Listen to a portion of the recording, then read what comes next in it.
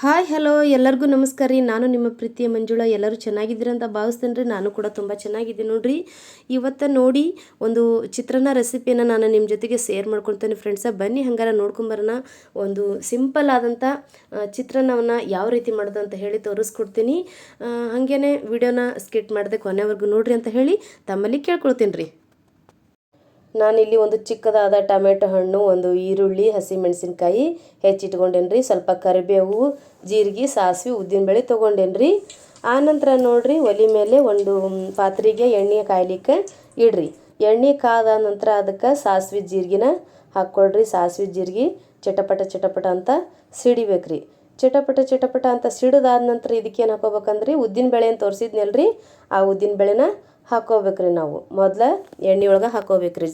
ಜೀರಿಗೆ ಸಾಸಿವೆ ಹಾಕಿ ಮ್ಯಾಕ ಆನಂತರ ಇದಕ್ಕೆ ಕರಿಬೇವನ್ನ ಹಾಕ್ಕೊಳ್ತಾ ಇದ್ದೇನೆ ರೀ. ಕರಿಬೇವು ಕೂಡ ಪೂರ್ತಿಯಾಗಿ ಡ್ರೈ ಆಗ್ಬೇಕ್ರಿ. ಆನಂತರ ಹೆಚ್ಚಿಟ್ಕೊಂಡಿರ್ತಕ್ಕಂಥ ಈರುಳ್ಳಿಯನ್ನು ನಾನು ಇದಕ್ಕೆ ಹಾಕ್ಕೊಳ್ತೇನೆ ರೀ. ಈರುಳ್ಳಿ, ಮೆಣಸಿನ್ಕಾಯಿ ಕೂಡ ಹಾಕ್ಕೊಳ್ತೇನೆ ರೀ. ಸ್ವಲ್ಪ ಕಂದು ಬಣ್ಣ ಬರೋವರೆಗೂ ಈರುಳ್ಳಿನ ನಾವು ಎಣ್ಣೆಯಲ್ಲಿ ಫ್ರೈ ಮಾಡ್ಬೇಕ್ರಿ. ಅಂದ್ರೆ ತುಂಬ ಟೇಸ್ಟ್ ಆಗ್ತೈತೆ ರೀ. ನೀವು ಕೂಡ ಒಂದ್ಸರಿ ಈ ರೀತಿಯಾಗಿ ಟ್ರೈ ಮಾಡಿರಿ. ತುಂಬ ಈಸಿ ಆದಂಥ ರೆಸಿಪಿ ರೀ ಇದು. ಜಾಸ್ತಿ ಏನು ನಾನು ಇದಕ್ಕೆ ತರಕಾರಿನೇ ಯೂಸ್ ಮಾಡಿಲ್ಲ. ಆಮೇಲೆ ಹೆಚ್ಚಿಟ್ಕೊಂಡಿರತಕ್ಕಂಥ ಟೊಮೆಟೊ ಹಣ್ಣನ್ನು ಹಾಕ್ಕೊಳಕತ್ಕೊಂಡನ್ರಿ. ಅದನ್ನು ಕೂಡ ನಾವು ಎಣ್ಣೆಯಲ್ಲಿ ಬಾಡಿಸ್ಕೋಬೇಕ್ರಿ. ಪೂರ್ತಿ ಒಗ್ಗರಣೆ ಜೊತೆಗೆ ಕೈಯಾಡಬೇಕು.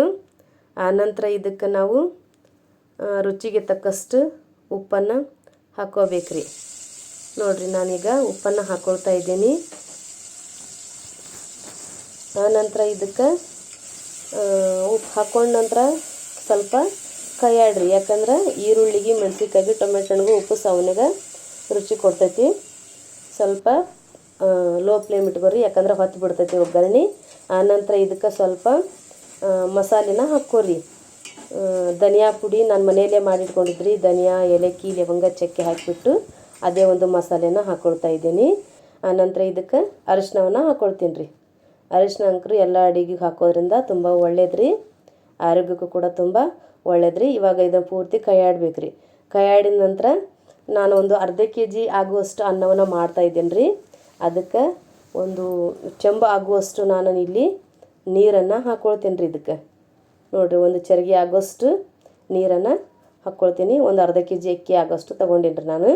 ನಿಮ್ಗೆ ಎಷ್ಟು ಬೇಕಲ್ಲ ಅಷ್ಟು ನೋಡಿ ನೀವು ಹಾಕ್ಕೊಡ್ರಿ. ಇವಾಗ ಇದು ಚೆಂದಾಗ ಕುದಿಬೇಕ್ರಿ. ಪಳ ಪಳ ಪಳ ಅಂತ ಕುದ್ದಾದ ನಂತರ ಅಕ್ಕಿನ ತೊಳೆದು ಇಟ್ಕೊಂಡಿದ್ದೆ ನಾನು ಮೊದಲು. ಇವಾಗ ಅಕ್ಕಿ ಹಾಕ್ಕೊಳ್ತಾ ಇದ್ದೆ ನೋಡಿರಿ.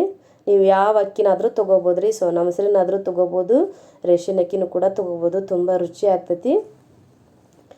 ಸಿಂಪಲ್ಲಾಗಿ ಬೇಗನೆ 5-10 ನಿಮಿಷದಲ್ಲಿ ಬೇಗನೆ ನಾವು ಬೆಳಗಿನ ಒಂದು ಬ್ರೇಕ್ಫಾಸ್ಟ್ ರೆಡಿ ಮಾಡ್ಕೋಬೋದು ರೀ.